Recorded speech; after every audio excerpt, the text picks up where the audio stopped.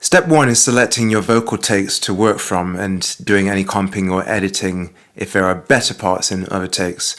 Once you've got your main vocal set, then do the same with your backing vocals, any double tracks, and then repeat the process again for your ad-libs as well. Once your vocals are all lined up correctly on your timeline, it's time to make any corrections.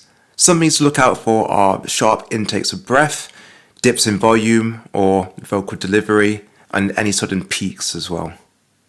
Edit loud breaths by selecting part of a waveform and reducing the volume just to tame the breaths so that they're in a far less noticeable way. You can also use volume control in the same way to balance out the vocal waveform where there are peaks or dips as well. Then EQ your vocals to help them cut through the rest of the track. So think about the vocalist's range, use parametric bands to remove any unwanted frequencies. Cut where necessary so that the vocal isn't fighting against the low end or the snap of the snare, for example. I really recommend using a multi-band compressor, so this fulfills a similar function to EQ, but with a level of control across each frequency band that an EQ tool just can't offer. If you're unhappy with any harsh frequencies, use multi-band compression to fix any part.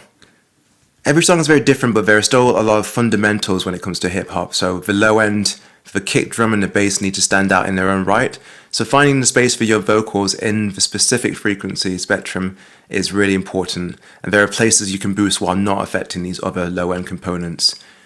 The human ear is most sensitive to sounds around about 2.5 to 5 kHz, so this section can be equalized to boost or improve vocal clarity, while the middle frequencies can be used to give the vocal the timbre.